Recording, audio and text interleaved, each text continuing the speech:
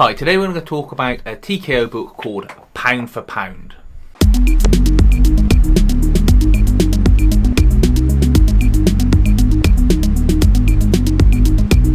Pound for Pound is a book from TKO. It is a book I took a punt on. I didn't really know anything about, but I thought I'll try something new. It follows a female MMA fighter in Mexico and her journey to get back her sister who gets kidnapped. Let's have a look at the book and then I'll talk more about the story as we go. So the book is by Natalie Chadiez, with the art by Andy Bellinger and the colour by Daniela Miwa. This is, like the other TKO books in their series, an oversized book. It's actually bigger than an omnibus or a deluxe edition because the pages are the same size as the actual hardcovers. So obviously when you get a hardcover omnibus or deluxe edition, the pages are slightly smaller, a couple of millimeters smaller than the actual hardcover. This, because it's a softcover book, all the pages are that little bit bigger, so you get a bit more sort of page space. And it feels great in the hand to read as a softcover as well. I never realised that, that would make a difference, but it really does. And it does make the book feel a bit special, look nice on your shelf and pop, particularly for the price you pay for it. This one comes in around £12. Price goes up and down if you monitor it online. It's got obviously a glue binding because it's softback. The pages are nice and thick. They feel like thick printed pages. They don't have a glossy look to them. They've got a matte look, but that's fine because it helps with the art style of the book and it just makes it feel like you're reading something different. I think if this had thin glossy paper, it just wouldn't have the impact that it does, particularly with this being a very colour orientated book as well. The printing really helps it to pop, as does the page size. It's 171 pages in length in total. This story follows an MMA fighter in Mexico. She's a good fighter, but she's got some trauma in her past about how she was abandoned with her sister when her mum and dad got killed by El Monstro, this demonic man figure in her background.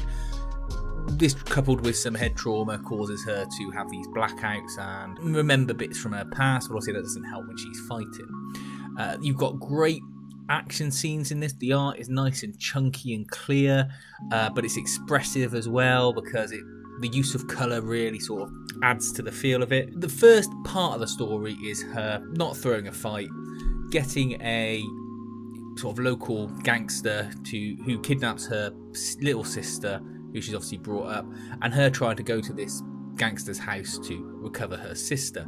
She brings along her adopted father, the guy who found them and raised them after their parents were killed. And you think, okay, so far so good. It's like a lot of revenge films or comic books in that there's going to be a showdown and we'll see where it goes. Think the latest Rambo film, as far as that goes. Now that's up to, say, the end of issue 2, and this collects 6 issues in it. Now, I won't say much more beyond that because the story just gets mental after that. I mean, it has proper twists and turns. It feels like you're watching something that is a storyboard for a Robert Rodriguez film. And I really wish that someone like him, who doesn't mind doing a bit off-the-wall stuff, would pick this up and produce a film of it, because it's just nuts. There's some stuff that you just won't see coming that comes through it. They meet some real strange characters and some real strange things happen. To say any more, it's just going to ruin it. You'll see from the flip through, some of the things I'm talking about, but I won't give you the full rundown on it. I would say give it a look if you want something different, if you like something a bit off the wall, if you want something that's action-packed, and just try it out. For the price, you won't go wrong. And I tried this just totally by off chance, and I really like the TKO style, and I bought a couple of the other books in the series, and I'm really, really happy with it. So yeah, this book was a total surprise to me. I really enjoyed it. Once you got past that first issue, you suddenly realise that the book is going to go in directions you didn't necessarily think it was. Great art, great action, and I think if you can get it for under a tenner, it's a real good addition to anyone's collection. and it goes to show that it's worth trying things you might not otherwise have thought of. If you've read it, please let me know. Be interested in other people's opinions. I think the larger format is really good, and it helps set these books apart from other trades you might well see in the comic book shop or on someone's shelf. Please feel free to like and subscribe. Check out the website and the Instagram for updates, and thanks for watching.